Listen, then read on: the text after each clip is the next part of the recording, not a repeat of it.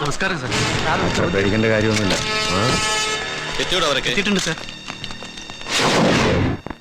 Indian medical association വർഷങ്ങൾക്ക് മുമ്പ് നിരോധിച്ച മരുന്നുകളാ നമ്മളിപ്പോ അനധികൃതമായി കേരളത്തിൽ വിറ്റഴിച്ചുകൊണ്ടിരിക്കുന്നത്. കാര്യം നിങ്ങളിൽ ആര് കേരളം ഭരിച്ചാലും ഞങ്ങൾ സേഫ് ആയിരുന്നു. പക്ഷേ ഇത് ഞങ്ങളുടെ കരിയറിനെ ബാധിക്കുന്ന പ്രശ്നം. ഒന്ന് നിർത്തോ. ഇയാളുടെ ഒരു കരിയർ മണ്ണാങ്കട്ടെ. ആ കരിയറും കെട്ടിപ്പിടിച്ചോണ്ടിരുന്നെങ്കിൽ ഇന്ന് ഈ കാണുന്ന ഡ്രഗ്സ് കൺട്രോളിന്റെ ചുമതലയൊന്നും തനിക്ക് ഉണ്ടാവില്ലായിരുന്നു. റിട്ടയർഡ് സർക്കാർ ഡോക്ടറിന്റെ ബോർഡും വെച്ച് ചൊറിയും കുത്തിരിക്കാമായിരുന്നു രണ്ടിനും. എന്തായി ഡോക്ടർ കാര്യങ്ങൾ കൈവിട്ടു പോകുന്ന മട്ടാണ്. വർഷങ്ങളായി നമ്മൾ പൂഴ്ത്തി വെച്ചിരുന്ന പലതിലും ആ CAG കൃഷ്ണമൂർത്തി കയറി തപ്പാൻ തുടങ്ങിയിരിക്കുന്നു. മുഖ്യമന്ത്രി ജനാർദ്ദനക്കുറുപ്പിന്റെ ഫുൾ സപ്പോർട്ടുള്ള ആ CAG കയറി പിടിമുറുക്കിയ. ഞങ്ങളുടെ സർക്കാരിന്റെ കാലത്ത് ഞാൻ ആരോഗ്യമന്ത്രി ആയിരുന്നപ്പോ എന്തൊക്കെയാ അഴിമതികൾ കാട്ടിക്കൂട്ടിയെന്ന് എനിക്ക് ഇന്ന് നിശ്ചയം പോലെ. നശിച്ചു പോകാൻ നേരത്തെ ആരോഗ്യവകുപ്പ് തന്നെ എടുത്ത് എന്റെ തലയെ കയറ്റിയത്. അതിനിടയ്ക്ക് ആ CAG എന്ന് പറഞ്ഞ മെയ്യൊന്ന് ആരെങ്കിലും ഓർത്തോ?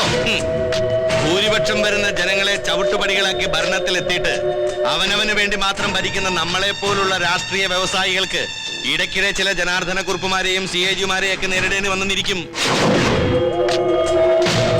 കരിമണലും കമ്പ്യൂട്ടർ സിറ്റിയും പെൺവാണിപ്പും ഒക്കെയായി ഒരു 5-8 മാസത്തേക്ക് കൂടി കുറുപ്പിനെ ശ്വാസം മുട്ടിക്കാനുള്ള വകുപ്പൊക്കെ സഹമന്ത്രിമാരും ഘടകകക്ഷികളും ചേർന്നുണ്ടാക്കിയിട്ടുണ്ടല്ലോ. പിന്നെ ഇപ്പോഴത്തെ ഈ പ്രശ്നത്തിൽ നിന്ന് തൽക്കാലം ഒരു ശ്രദ്ധ തിരിക്കൽ. നമ്മുടെ സർക്കാരിന്റെ ജനദ്രോഹ നടപടികൾക്കെതിരെ നമ്മൾ തന്നെ ഒരുക്കുന്ന ഒരു സെക്രട്ടേറിയറ്റും മാറും.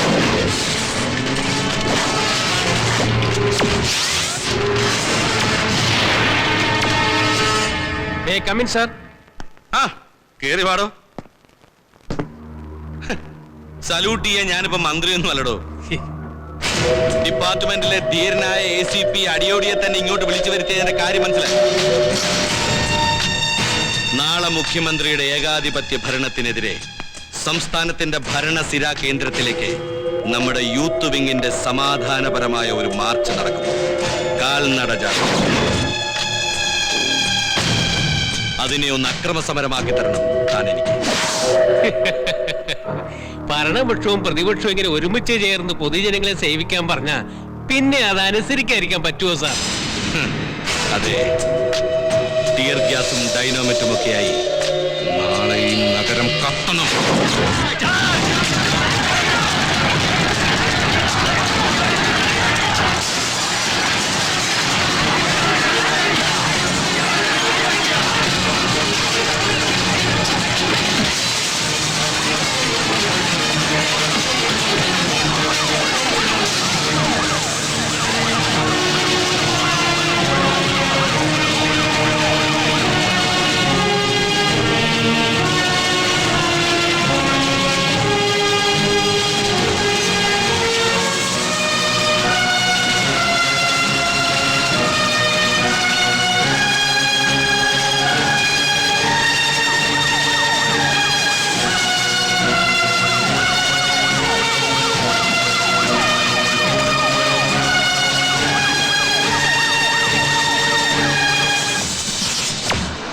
സംസ്ഥാനത്ത് നിലനിൽക്കുന്ന ഇഷ്യൂവിനെ കുറിച്ച് ഏത് തരത്തിലുള്ള അന്വേഷണം നടത്താനാണ് അങ്ങ് ഉദ്ദേശിക്കുന്നത്?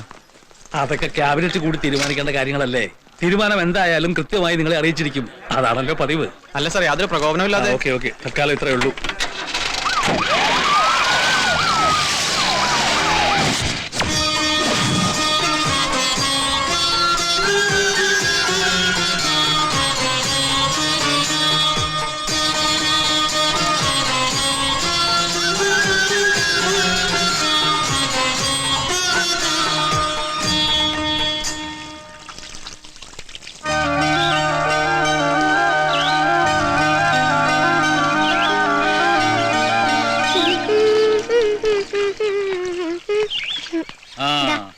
മിടുക്കി.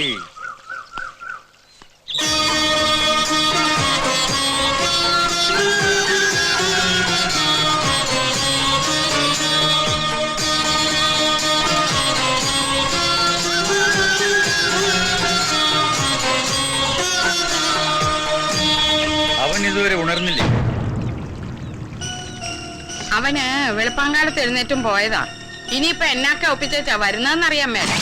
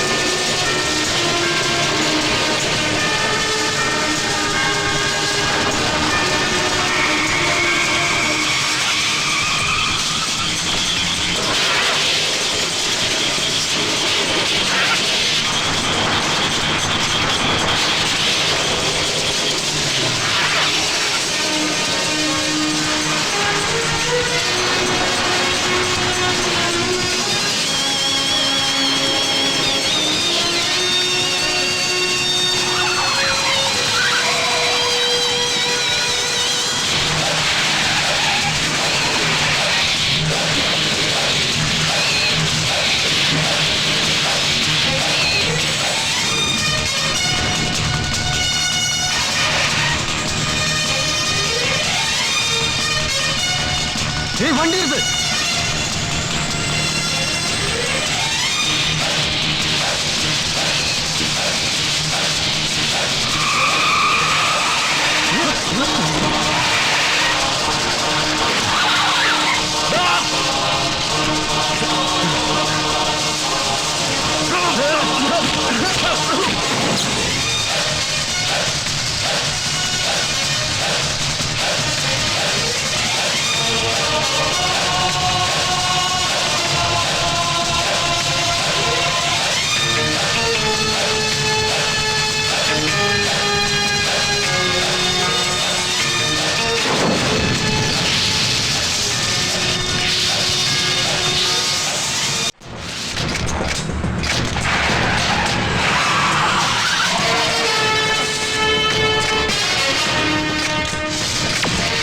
പ്ലീസ് അത് വേണ്ട.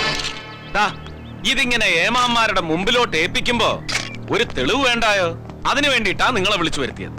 അതല്ലെങ്കിൽ ഇതിന്റെയൊക്കെ ഉള്ളിൽ കുടിവെള്ളമായിരുന്നു എന്ന് നാളത്തെ പത്രത്തിൽ നിങ്ങൾക്ക് തന്നെ എഴുതേണ്ടി വരും. സത്യത്തില് ഇതൊരു കുടിവെള്ളം തന്നെയല്ലേ സാറേ?